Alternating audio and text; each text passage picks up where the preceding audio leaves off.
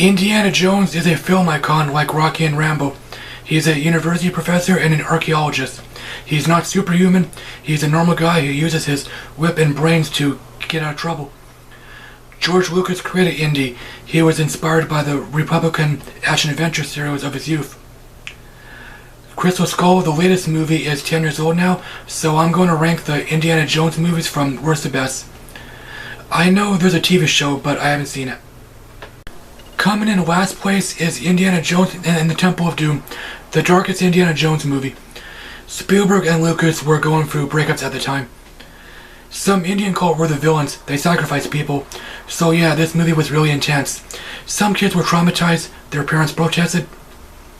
I seen Temple of Doom only twice, on VHS and Netflix. I was 14 the first time I seen it. I didn't like it. Willie Scott is a love interest. She's a spoiled nightclub singer. She's annoying. She screams and bitches throughout the movie. Kate Capshaw, the actress, eventually married Spielberg. Short Round is Indy's sidekick. He's a brave Chinese kid. He's over the top, so he's mildly annoying. Temple of Doom is dark but cartoony.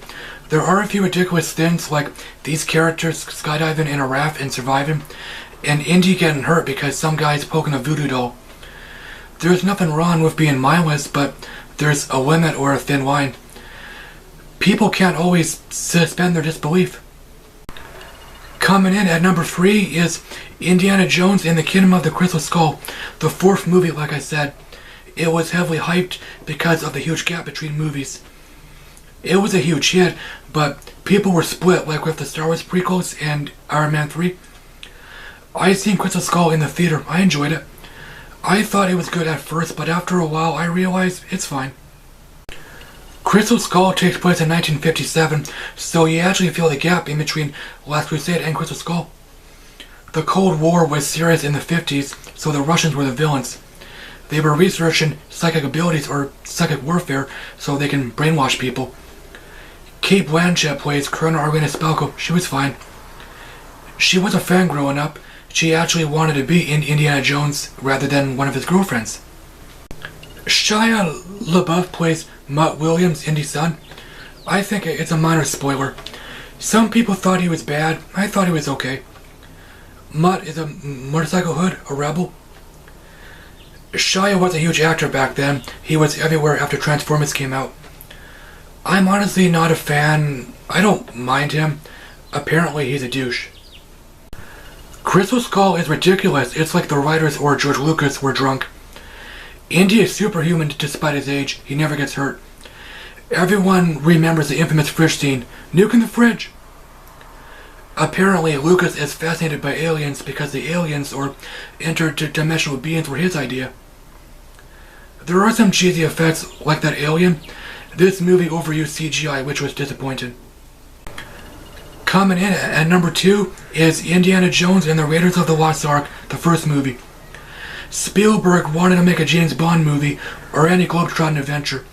Lucas pitched Indiana Jones. His surname was originally Smith.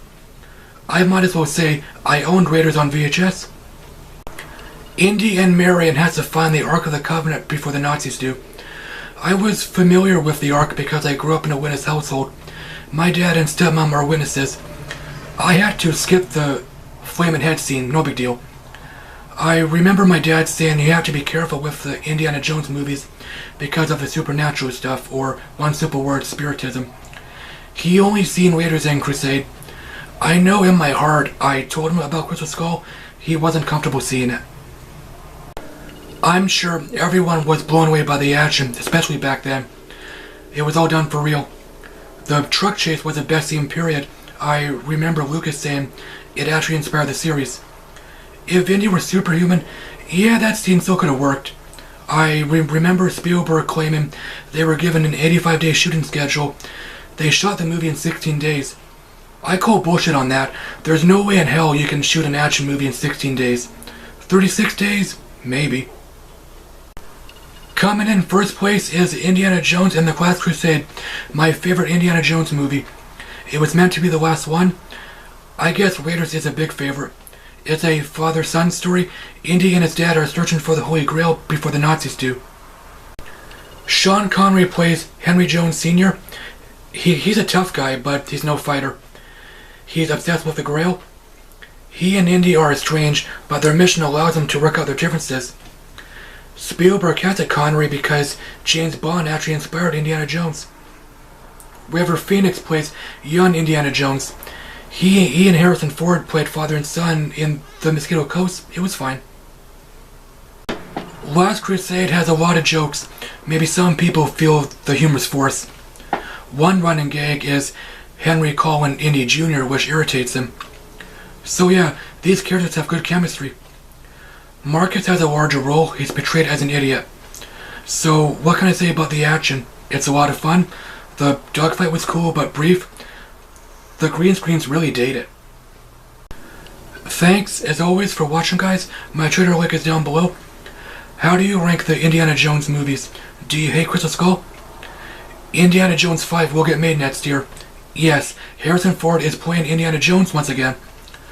I'll talk to you later. Alrighty then.